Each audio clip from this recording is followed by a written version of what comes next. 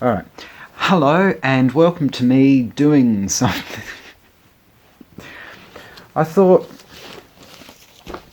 I actually didn't realise that I'd done the Paul McCartney and Wing stuff, but I actually hadn't done any of Paul's solo stuff. So I thought, I might start trying to fix that. So anyway, first up is the UK pressing of Coming Up. Now, Paul's vocals always kind of sound a little bit sped up in this. I think that probably was the case, actually. I don't know. But apparently that was the song that got John Lennon into wanting to record again. He heard it and sort of thought, oh, that's a bit all right. Made him sound a bit camp there, didn't I? Thought that was a bit of all right, and better do something about this, and threw himself back into the studio. But he didn't throw Yoko out of the studio, but there we go. But yeah, it's a good little piece. But the video clip, check out the video clip. It's actually very, very clever, the way Paul's done that. But unfortunately, he followed it up with the most dreary, I'm sorry, I've never liked this. I guess it's one of those songs that you either love or you don't. But this is the Dutch copy, or Holland, or Netherlands, or somewhere there.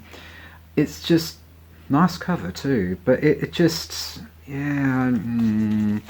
I remember the first time I actually heard the song was in they were doing a special feature on Paul McCartney quite a few years ago. And the first time I heard the song, it was, wow, that was a bit boring. So... But I found it so boring, I bought 2 copies, but from completely different countries. I didn't go to those countries to buy them, those countries came to me. They were posted to me. But it's interesting, it's on the Columbia label there. And I thought it was a mono stereo. Don't really get a lot of US ones here, but I was lucky to get that one. And next up, we have the German pressing to Ebony and Ivory. Or the heebie-jeebies sent it up as curdled milk and boot polish. Maybe a little bit politically incorrect now. Yeah, nice little piece there. It's sort of probably a bit throwaway, but at least it's got a good meaning behind it, and that's the main thing. Yeah, it's kind of a bit overlooked these days, I think. But nice to see that Paul composed in front of a keyboard. Now, you could go, oh, what key is it in? All of them. Looking at that, you wouldn't be able to pick which one it's in from that. And next up, we have, again, going with Germany, we've got the German pressing to Take It Away. Let's have a cup of tea with Paul there. I wonder if there's anything in it. Probably wouldn't have been after holding it up that way. But just as long as it's not served up to him by a dentist, I think that's probably the main worry.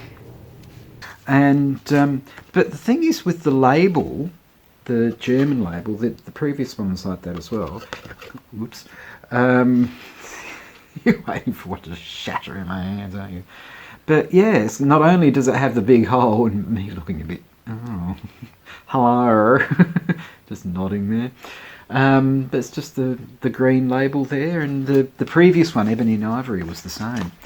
But I remember reading a thing where it was a review in one of the mags like Smash Hits or Number One or something like that.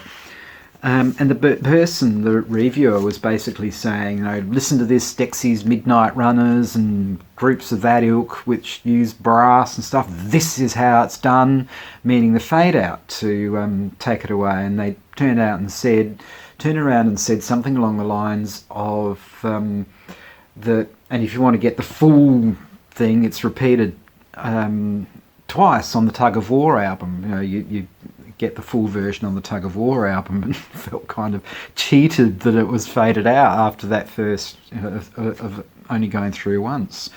And I probably do still have that somewhere too, but I don't think I'll go and find it. You're waiting for a jump cut, weren't you, for me to say that I found it?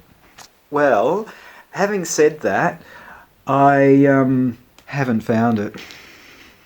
Oh well. but we can just have our little cup of tea with Paul. The 12-inch to this was released in a clear vinyl too, which is a bit... Next up is the UK copy of Tug of War. I think this was edited for single release as well, actually. It was that sort of thing, really, where you'd have an album version, then it would be edited for release for, effectively, really, for radio, because, of course, more songs would get played on the radio if you chop it into bits. I think some terrible examples of that would be Diamond Dogs by David Bowie, Earth Song by Michael Jackson's another shocker. Some of them are just...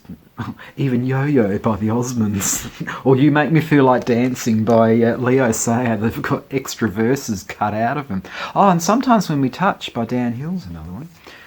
Anyway, next up is the UK pressing... Oh! Can you tell I haven't been through this? This is another example of me having...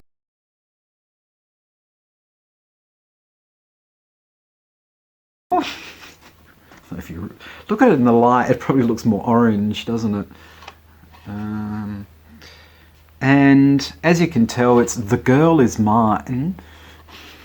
Yeah, it's just The Girl Is Mine. Sort of see what kind of gem that you can get from that mine, hey? Yes, The Girl Is Mine. What do you find when you go down that hole? As long as it's not pregnant, hey?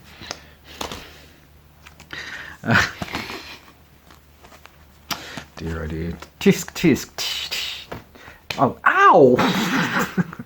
That's what I get for trying. What was worse? That was my good eye. It won't be good much longer if I do that. Well, I suppose one could say that's a bit of karma there for you, hey? Just adding this bit in, I actually didn't realise that it was from a Michael Jackson singles box set thing or something like that. I actually looked that up after I came to that revelation that it was red. And I mean R-E-D, not R-E-A-D. So, yes, but I read that it was red. Back to him. But we're going from The Girl Is Mine to an Australian copy of Say Say Say, with that clip where they're travelling salesmen, I think, if memory serves, with MJ and PM sort of hand in hand showing and the B-side is Ode to a Koala Bear. Yep, they were up on their Aussie stuff there, weren't they? And Paul and Michael in the studio there. Yeah, I can just imagine Michael's there thinking, "Oh, Paul, you're so funny." And as you could probably tell from the duets, one was to promote Thriller, and the other one was to promote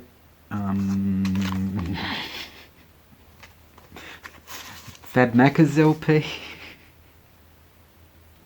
I suppose you could say they were self-promoting because they were promoting each other. Anyway, moving on. Last but not least, we have, and it seems fitting to end on the Pipes of Peace. That's an Australian copy. I think it's a double A side with So Bad. I actually like both songs, and I love the drums in that. Just beautiful. And the B side, double A side with So Bad.